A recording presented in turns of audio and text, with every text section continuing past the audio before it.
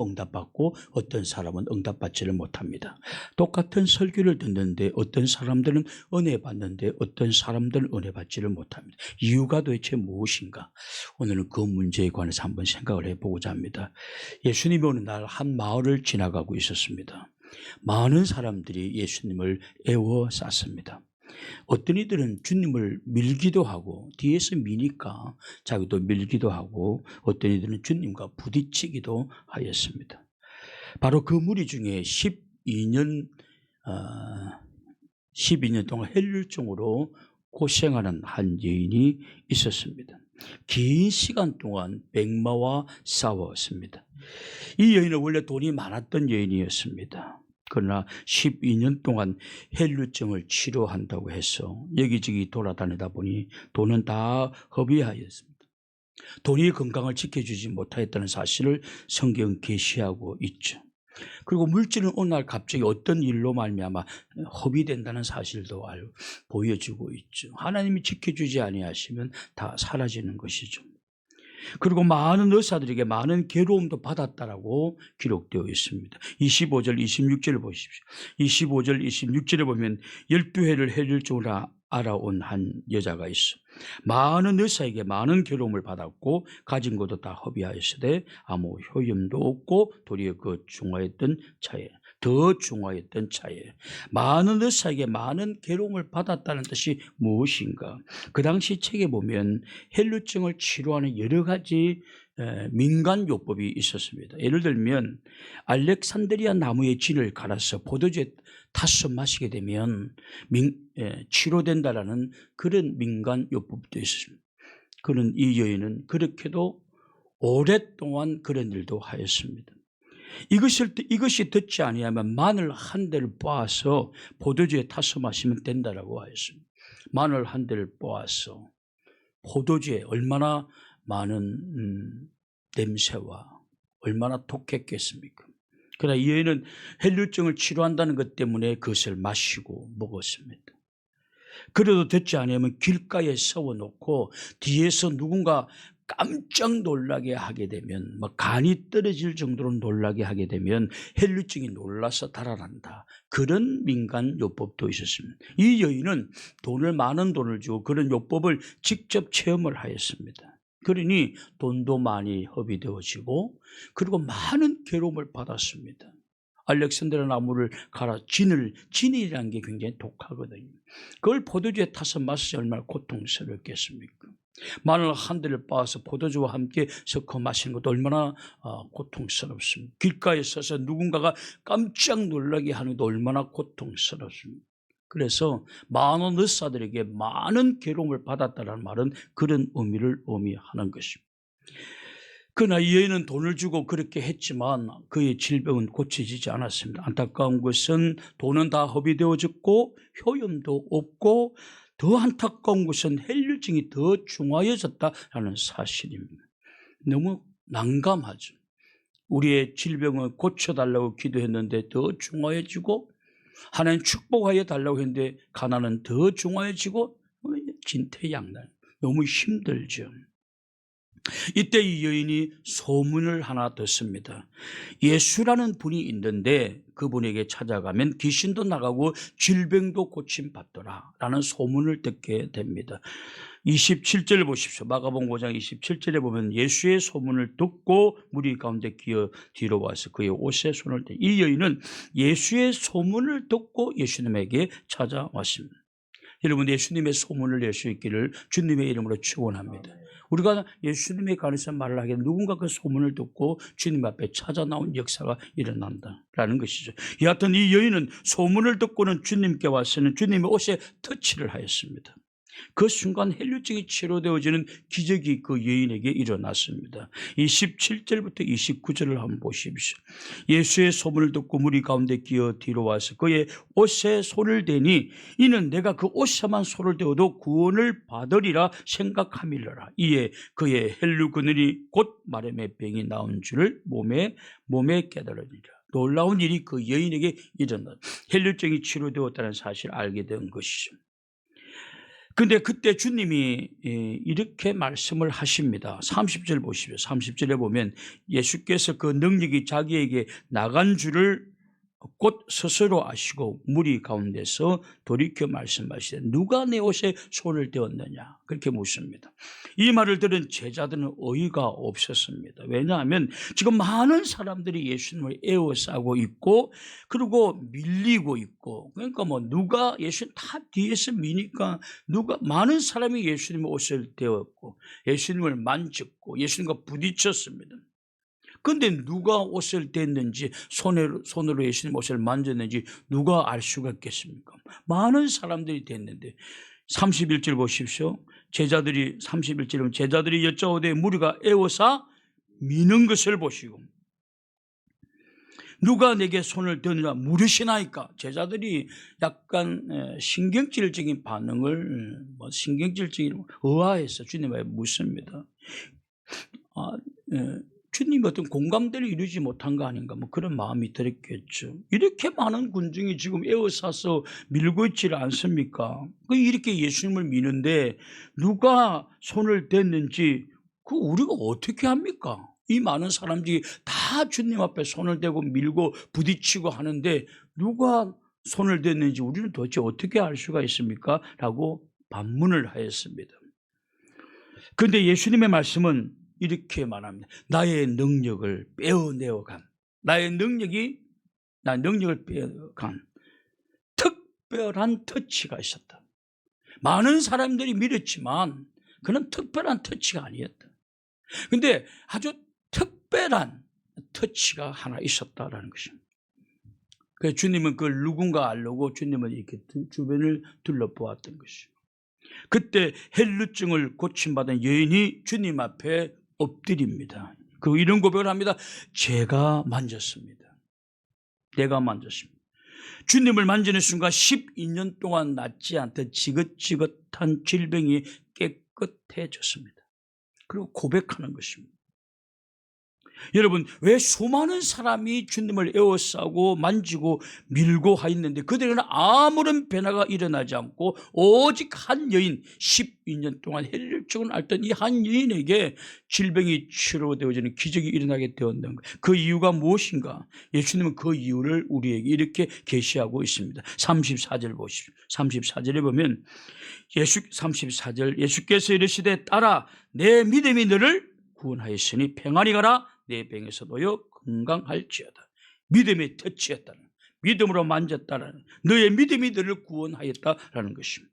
우리가 하나님 앞에 찬송하고 기도할 때도 마찬가지입니다. 많은 사람들이 찬송도 하고 기도도 합니다. 그러나 은혜를 받고 기적을 체험하고 축복을 받아 누리는 사람은 소수입니다. 그 이유가 무엇일까요? 어떤 이들은 타성에 젖어서 또는 관성에 의해서 그냥 늘 하는 것이니까, 또 안 하면 사람의 눈치가 있으니까 그러면서 타성과 관성에 의해서 찬송하고 기도합니다.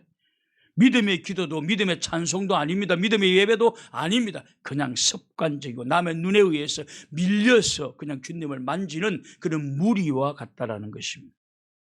마치 군중에 밀려서 주님을 만지고 떠밀려서 주님의 옷에 손을 대는 것처럼 믿음 없는 종교적 행위를 한다는, 많은 사람들이 그런 일들을 합니다. 그러니 그들은 주님을 따르지만, 주님을 만지지만 아무런 일이 그들에게 일어나지를 않습니다. 아무런 일도 일어나지 않습니다.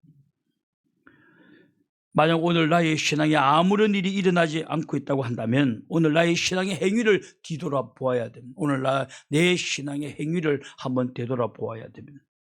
믿음이 빠진 찬송, 믿음이 빠진 기도를 하고 있지는 않는지, 오늘 내가 정말 믿음으로 말씀을 듣고 믿음으로 찬송하고 믿음으로 기도하고 있는지 자기 자신을 진단해 보아야 하는 것이, 믿음이 빠지면 아무것도 없는 거예요. 주님은 오직 그 사람의 믿음을 보시고 치료해 주시고 응답하여 주시고 기적을 베풀어 주시는 것이, 믿음이 응답받게 만들고, 할렐루야, 믿음이 은혜받게 만들고 믿음이 축복받게 만드는 것입니다. 주님은 그 사람의 믿음을 보시는, 다른 것 보지 않습니다. 그 사람의 외모도 보지 않습니다. 주님은 오직 한 사람의 믿음을 바라보고 있는 것입니다. 믿음으로 터치하면 기적은 우리 몸에서 일어나게 되는 것입니다. 오늘 우리가 우리의 신앙 행위가 너무 식어 있지 않는지 생각해 보아야 됩니다. 여러분, 믿음은 내가 믿음이 있는지 없는지를 어떻게 아느냐? 그것은 여러분, 믿음은 열기입니다. 여러 가지 의미도 있겠지만 저는 믿음은 열기라고 생각합니다. 믿음이 있는 사람은 뜨겁습니다. 찬송이 뜨겁습니다. 기도가 뜨겁습니다.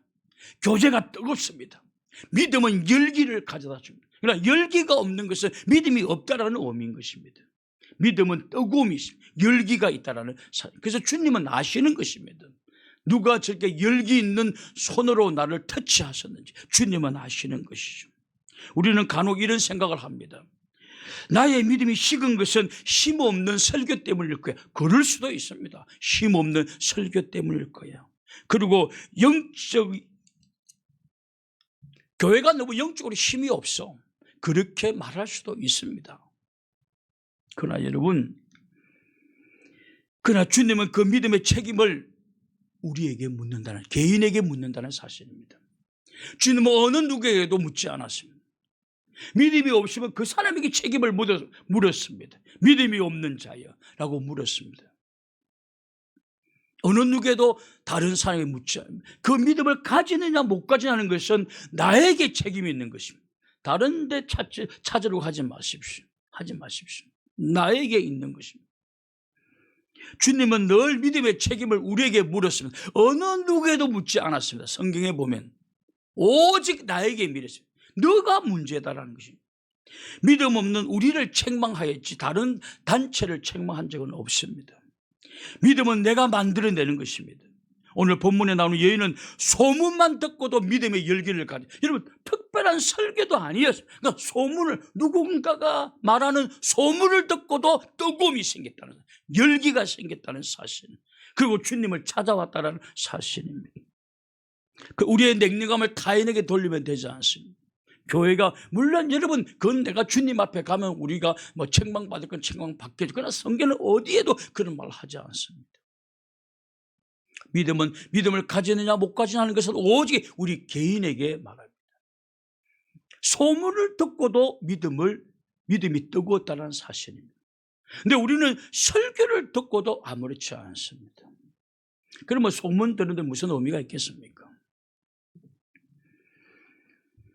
우리의 냉랭함을 타인에게 돌리면 되지 않습니다. 뜨겁게 만드는 것도 자기 자신이고 뜨거운 믿음이 식어가는 것도 우리 자신에게 있는 것입니다. 어느 누구에게도 돌릴 수가 없는 것입니다. 여러분, 그것이 제가 책임을 회피하는 것이 아니에요. 저도 늘 생각을 해요. 이 눈보라가 몰아치는 곳에 왔을 때 괜히 왔다는 생각은 들면 안 되는데 라는 부담감이 있습니다. 그러나 그럼에도 불구하고 그건 나의 문제고, 그러나 믿음을 가지느냐 못 가지느냐는 것은 여러분들의 책임이라는 사실. 오직 여러분들에게 묻습니다. 사모하는 마음이 있으면, 정말 사모하는 마음이 있으면 스쳐 지나가는 소문에도 성령의 충만함을 받는다라는 사실입니다. 내가 늘 말하지만 제가 신학교 1학년 때 들어가서 스펠전 목사님의 책을 전집을 읽었습니다. 그 스펠전 목사님은 언제 개종되었느냐 할 때 어느 날 수요일 날 어느 시골에 한 서리 목사님이, 교회를 지키는 서리 목사님, 교회에서 청소하고 교회를 관리하는 사찰 집사님이, 목사님이 어느 날 어디 없으니까 그냥 어느 책을 줄줄 읽어내려가요. 그런데 그날 스펠전 목사님은 그날 성령을 체험합니다. 내가 어떤 마음이냐에 따라서 그런 놀라운 일들이 일어나는 것입니다. 그래서 늘 믿음은 우리에게 묻는 것입니다. 그럼 우리의 냉랭함을 타인에게 돌리면 안 됩니다. 누구한테 미루어서도 되지 않습니다. 뜨겁게 만드는 것도 나 자신이고 뜨거웠던 마음이 식는 것도 우리의 책임인 것입니다. 여러분, 다시 한번 기도와 찬송의 불을 붙일 수 있기를 주님의 이름으로 축원합니다. 우리의 신앙적 행위가 열기가 있는지 없는지를 생각하셔야 됩니다. 누군가가 타인에게 돌리는 순간 여러분들이 영원히 열기를 만들어낼 수는 없습니다. 계속 누군가에게 원망을 돌릴 것입니다. 저는 그런 상담을 많이 봐요. 저는 과거에 전도도 많이 했습니다. 나는 못 봤어요. 그가 전도 많이 하는지를. 근데 했대요. 그런데 바이블 교회 오고 난 다음부터 전도의 열기가 식었대요. 그렇게 노골적으로 말하지는 않지만 그렇게 비스무리한 소리를 합니다. 너무 큰 상처를 받죠. 내가 전도하지 말라고 했나? 그렇게 전도하라고 말하는데도 왜 그러는가? 여러분, 그렇게 누군가가 책임을 돌리고 오늘 나의 이 냉랭함과 이 식어짐의 원인을 누군가 타인에게 돌리는 순간 그는 영원토록 믿음을 가질 수가 없는 것입니다. 절대로 가질 수는 없는 것입니다. 믿음을 만드는 것도 우리예요. 믿음을 쉽게 만드는 것도 우리 자신인 것입니다. 그래서 믿음이 크면 칭찬하십니다. 내 믿음이 커도다 여인아 내 믿음대로 될지어다. 믿음을 가지는 것은 나의 책임이기 때문에 믿음을 가진 사람은 주님은 칭찬해 주었습니다. 믿음이 없는 사람들이 제자들은 주님이 책망하였습니다. 믿음이 적은 자여 어찌하여 무서워하느냐 책망하였습니다. 왜 그렇습니까? 모든 것은 믿음을 가지느냐 가지지 못하느냐 믿음의 열기가 있느냐 없느냐 하는 것은 그 자신에게 책임이 있기 때문에 그런 것입니다. 그런데 우리들은 오늘날 자꾸나 미룹니다. 누군가에게 나 이 원인을 이 냉랭함의 원인을 누군가에게 자꾸 전가시키려고 합니다. 비겁한 것입니다. 성경은 절대로 그렇게 설명해 놓은 곳이 없다라는 사실입니다. 너희의 책임이다라는 사실. 이 여인은 해당도 한번 가보지 못한 여인이었습니다. 사람들의 소리만 중요하게 얘기했던 여인이었습니다. 근데 어느 날 소문이 들어와 핫살처럼 꼽힌 것입니다. 소문 듣고 성령 충만 받는 여인이었습니다. 그리고 주님 앞에 찾아와서 믿음으로 터치할 때 그 순간 주의 능력이 자기에게 임하여졌습니다. 믿음이 그 여인을 주님 칭찬을 여인아 내 믿음이 너를 구원하였다. 네가 만든 믿음이 너를 구원하였다라고 말하고 있는 것입니다. 다른 사람에게 받았던 믿음이 아니라 네가 만들었던 너의 믿음 옷에만 손을 대도 고침을 받으리라는 네가 만든 너의 믿음이 너를 구원하였다라고 말하는 것입니다. 여러분 다른 데서 믿음을 주는 거 아니에요. 내 믿음은 내가 가지는 것입니다. 내가 만드는 것입니다. 오늘 여러분들이 주님 앞에 드리고 있는 이 모든 터치들 찬송으로 주님을 터치하고 기도로 터치하고 이 모든 것이 열기가 있는지 없는지는 여러분들이 진단해 보셔야 됩니다. 믿음은 열기를 가져옵니다. 벌써 말하는 거 보고 행동하는 거 보면 저 사람 믿음의 행위가 있는지 없는지 아는 것입니다. 열기가 있다. 뜨거움이 있다는 사실입니다. 있습니다. 왜냐? 그건 우리가 경험해 보면 알지 않습니까? 내가 믿음이 뜨거울 때 내가 믿음이 있을 때 뜨거웠거든요. 누구보다도 새벽 일찍 일어나서 새벽에 교회 문이 열리기를 기다렸습니다. 왜 이렇게 시간이 안 갈까? 이 새벽에 빨리 가야 새벽 기도를 해야 되는데 왜 이렇게 시간이 안 갈까? 뜨거움이라는 것입니다. 뜨거웠다는 사실입니다. 그래서 믿음은 사람을 달구는 것입니다. 뜨겁게 만드는 것입니다. 그래서 여러분 제가 왜 여러분들에게 찬송을 크게 하고 신앙 고백도 크게 하고 기도도 크게 하라고 말하느냐 하면 여러분 뜨거움은 바로 그것이 이런 믿음을 나타내기 때문에 그렇습니다.